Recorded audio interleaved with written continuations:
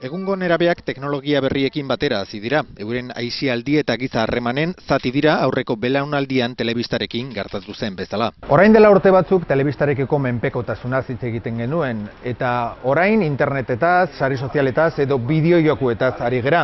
Baina orduan eta orain aparatuak ez dira arazo nagusia, ematen zaien erabilpena baizik.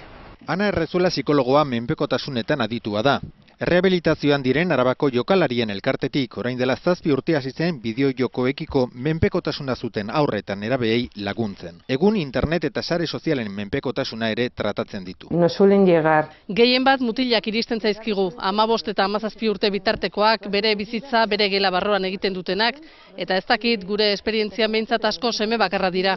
Son hijos únicos. Agian menpekotasuna izango duenaren profila entzunda, pentsaliteke bideokontsola gehiegi erabiltzen duten gehienek izango dutela arazo hori, baina ez horixe. Entre los 9 y 14 años se produce un fenómeno que se llama pseudoadicción. 9 urtetik 14 hasi menpekotasuna gertatzen da, dena berria da. Ordu asko ematen dute hortan, baina azten diren heinean bideojoko alde batera utzi eta beste ekintza batzuei ematen diete harreta. Entonces, con esos medios no van a tener problemas. Orduan, noiz kezkatu eta zein irizpiderekin. Por ejemplo, se considera que las tecnologías el tiempo razonable. Astean gehienez 5 orduz aritzea da gomendagarria eta neskamutil hauek egunean 4 orduz egoten dira, gehiegi da.